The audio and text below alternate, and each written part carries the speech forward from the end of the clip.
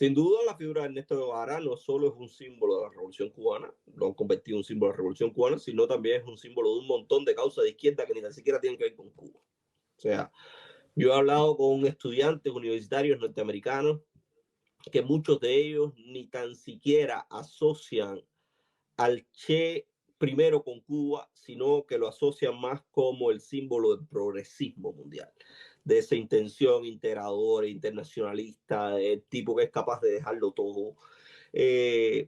Y yo tengo que serte sincero, a mí el Che no me inspira absolutamente ningún respeto.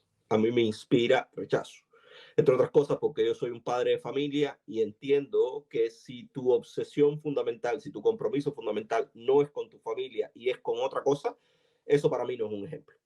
Lo que para otros puede ser un ejemplo, eso para mí no es absolutamente ningún ejemplo. Eso es partiendo de ahí para no hablar de el irrespeto a la vida que yo no puedo entender desde ningún punto de vista, para no hablar de cuánto nos separa ideológicamente lo que pudo haber pensado él, su concepto del mundo, para no hablar de otras cosas. Pongo este ejemplo para decirte que a mí sí me parece una figura negativa desde diferentes perspectivas, y que yo no creo que debiera ser un ejemplo, yo en lo absoluto. Y creo que hay que intentar explicarle a la gente por qué no es un ejemplo, que no solo tiene que ver con Cuba, pero además tiene que ver con Cuba, ¿no? Ahora, rechazar a una persona porque entienda o porque se inspire o no en el Che, eso dependerá de quién es la persona. Yo creo que todo el mundo tiene derecho a inspirarse en quien entienda. Yo defiendo una de las cosas que no hemos hablado de Canadá, por ejemplo, la concepción de la libertad de expresar lo que uno cree o no, que en el caso canadiense está limitada en algunos aspectos, como por ejemplo puede ser discurso de odio, lo cual nunca ha podido ser limitado en los Estados Unidos porque entienden la libertad de expresión como el centro mismo del sistema. Hay gobiernos estatales norteamericanos que han intentado regular el discurso de odio y la Corte Suprema ha dicho no. La primera enmienda no permite regular el discurso de odio. Usted puede decir lo que entienda, puede inspirarse en quien usted entienda. Ahora, yo lo que creo es que hay que ver quiénes son las personas y qué representan esas personas. Porque en dependencia de quiénes sean las personas y qué representan esas personas, yo sí creo que merecen todo el señalamiento y la discusión del mundo.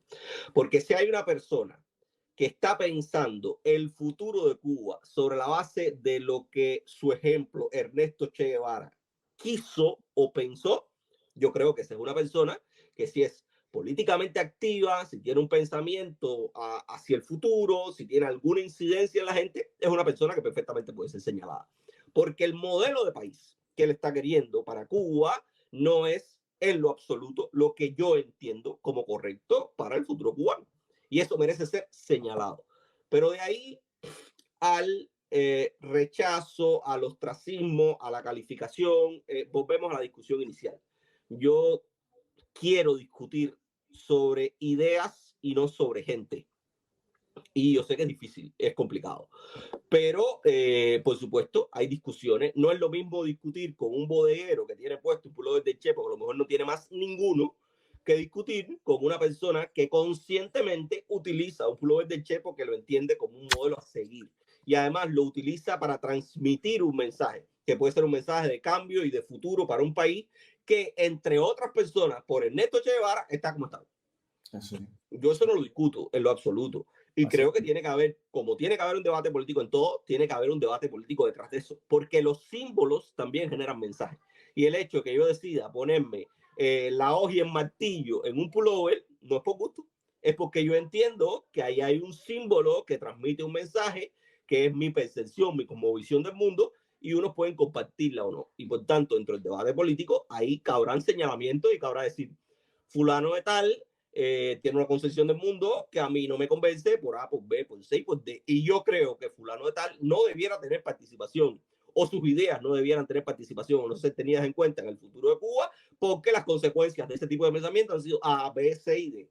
Esta es la misma discusión que habrá que hacer otro programa con relación a eso sobre si ilegalizar la ideología comunista o no en un futuro cubano. Esa es una discusión que los cubanos tenemos que tener, que no la puede definir una persona.